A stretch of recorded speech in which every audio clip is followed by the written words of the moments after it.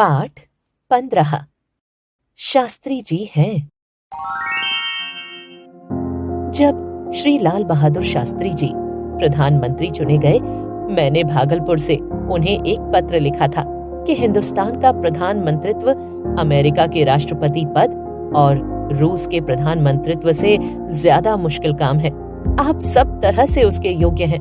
मुझे अगर चिंता है तो केवल आपके स्वास्थ्य की। फिर भी आपका शासनकाल सबके लिए सुखकर होगा। मेरा अनुमान सही निकला। उनका राज्यकाल सबके लिए हितकर सिद्ध हुआ, लेकिन स्वास्थ्य ने उनका साथ नहीं दिया। हिंदुस्तान भयानक कठिनाइयों से भरा देश है और हिंदुस्तान की ये कठिनाइयां ही उसके प्रधानमंत्री पद को कठिन बना देती हैं। जो आदमी कम से कम 14 घंटों तक डटकर काम नहीं कर सकता, वह इस देश का नेतृत्व नहीं संभाल सकता। प्राइम मिनिस्ट्री का ताज कांटों का ताज है। ये बातें शास्त्री जी को भी मालूम थी और बीमारी के बाद उन्होंने डॉक्टरों के परामर्श के अनुसार काम की भीड़ से थोड़ा बचना भी चाहा था, लेकिन वह संभव नहीं हुआ। अपने पोर्टफोलियो उन्होंने कम कर दिए थे, लेकिन इसका इलाज क्या था कि वे देश के प्रधानमंत्री थे और देश में जो कुछ होता है उसकी जवाबदेही से प्रधानमंत्री भाग नहीं सकता।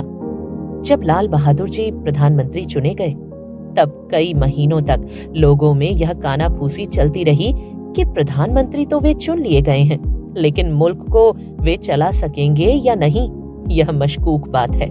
उस समय मैंने एक छोटे से निबंध में यह इशारा किया था कि जो लोग लाल बहादुर जी को दूध और बताशा समझ रहे हैं, वे गलती पर हैं। यह वह बकरी है जिसकी टांगे इस्पात की हैं। विनम्रता और सादगी लाल बहादुर जी के सबसे बड़े गुण हैं, लेकिन वे इतने सीधे नहीं हैं कि लोग उन्हें चकमा दे जाएं। ना वे इतने विनम्र हैं कि जो चाहे उन्हें झुका दे। ऐसा मैं इसलिए समझता था कि मैंने उन्हें काम करते हुए देखा था। जब असम में असमी और बंगाली भाइयों के बीच दंगा हुआ, पंडित जी ने इस झगड़े को सुलझाने के लिए और किसी को ना भेजकर लाल बहादुर जी को भेजा। लाल बहादुर जी वहाँ गए तो वातावरण को विषाक्त देखकर उनका कलेजा बैठ गया, लेकिन उन्होंने कई दिनों तक अपना प्रयास जारी रखा और अंत में उस झगड़े को निपटाकर ही दिल्ली वापस आए।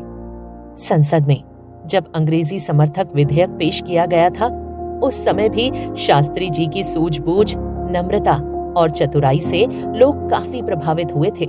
यह घोर रूप से बदनाम विधेयक था और सदस्यों पर अगर सचेतक की छड़ी टंगी नहीं रहती तो उसके पारित होने की संभावना ही नहीं थी। उन दिनों सदस्य काफी चिढ़े हुए थे, लेकिन पंडित जी तो सबको उपलब्ध नहीं थे।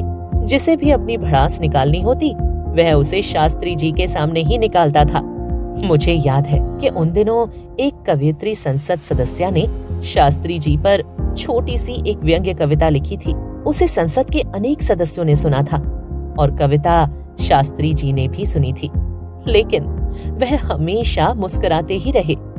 पंडित जी सच्चे जनसेवी की तलाश में थे, जिसे अपनी गरज नहीं हो, जो निश्चल और विनम्र हो, जिसके हाथ में देश की बागडोर सौंपी जा सके। कामराज योजना के अंतर्गत जब शास्त्री जी फिर मंत्रिमंडल में बुला लिए गए, तब यह इस बात का स्पष्ट संकेत था कि वे देश के सामने अपने उत्तराधिकारी को खड़ा कर रहे हैं। शास्त्री जी ने प्रधानमंत्री की गद्दी पर आकर यह प्रमाणित कर दिया कि इस पद के लिए वे सर्वथा योग्य थे। अपने आखिरी दिनों में उन्होंने दृढ़ता, निर्भीकता, आत्मनिर्भरता, सूझबूझ और बहादुरी के जो चमत्कार दिखाए, उन्हें देखकर तो यही कहने को जी चाहता है कि भारत के सभी प्रधानमंत्री अगर लाल बहादुर जी के समान हो जाएं, तो फकत 25 वर्षों में यह देश संसार का अग्रणी देश हो सकता है।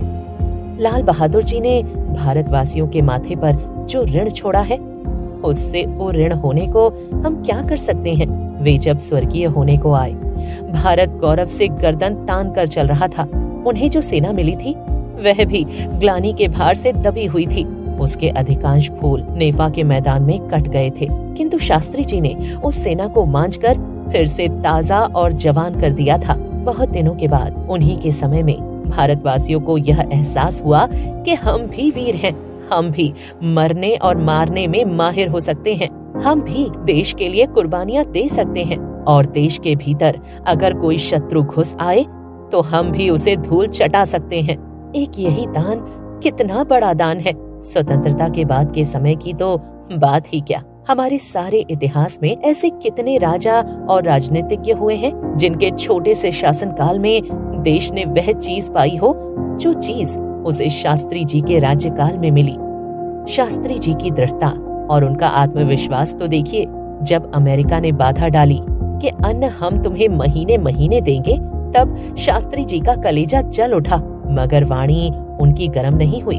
उन्होंने देश को बड़ी ही संजीदगी से सिर्फ यह सलाह दी कि पेट पर रस्सी बांधो, साग सब्जी ज्यादा खाओ, सप्ताह में एक शाम उपवास रखो, हमें जीना है तो इज्जत की मौत अच्छी रहेगी। नतीजा यह हुआ कि अमेरिका ने अन्न के कोटे को 1 करोड़ टन से बढ़ाकर 1.5 करोड़ टन कर दिया। नेता तो अक्सर बोलते ही रहते हैं, मगर उनकी बातों का असर नहीं होता। लेकिन दुनिया जानती थी कि शास्त्री जी जो कहते हैं वही उनका करने का विचार है, इसलिए उनकी बातों का असर होता था। युद्ध के समय जो मुस्तैदी शास्त्री जी ने दिखलाई, उसकी प्रशंसा सारी जनता और सारी फौज करती है।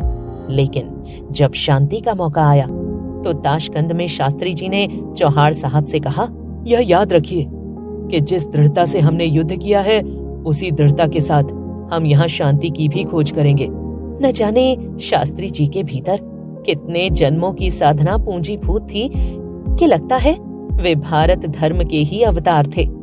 वे इतने विनम्र थे कि लगता है विनम्रता उनके सभी गुणों को छिपा कर बैठ गई थी।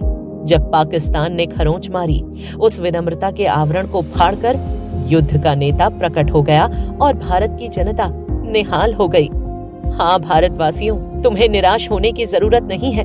लाल बहादुर जी को प्रधानमंत्री बनाकर, उनसे युद्ध लड़वाकर, उनके द्वारा तुम्हें विजय दिलवाकर और फिर युद्ध की आग पर उनके हाथों पानी डलवाकर भगवान ने तुम्हें ढांढस बंधवाया है। जो भी आदमी शास्त्री जी से मिलकर वापस आता था, वह अपने मन में एक बार यह जरूर सोचता था कि अरे यही भारत का प्रधानमंत्री है, इससे तो मैं ही कुछ तेज हूँ। मगर जो आदमी सबसे सीधा, सबसे श्रीहीन और सबसे कम तेजस्वी दिखता था, सारा भारत उसी की आज्ञा में रहना सीख गया था। कहते हैं जिन लोगों ने उनकी ताईद सिर्फ इसलिए की थी कि वे बहुत सीधे और कमजोर थे, उनका भ्रम ज्यादा दिन नहीं टिका और खुद वे ही लाल बहादुर जी का मुंह चूहने लगे थे। शास्त्री जी लगभग देहाती आदमी थे, लेकिन देहाती वे उस अर्थ में थे जिस अर्थ में ऋषि देहाती होता है। वशिष्ठ ऋषि थे, जंगल में रहते थे, मगर सारी अयोध्या उनके अधीन थी। चाणक्य मौर्य साम्राज्य के भाग्य विधायक थे, मगर खुद उनकी झोपड़ी पर लौकी की लता फूलती थी। शास्त्री जी वर्षों तक सत्तारूढ़ रहे, मगर अपना घर वे कहीं भी खड़ा नहीं कर सके। क्या ऋषि इससे भी बड़ा मनुष्य होता है?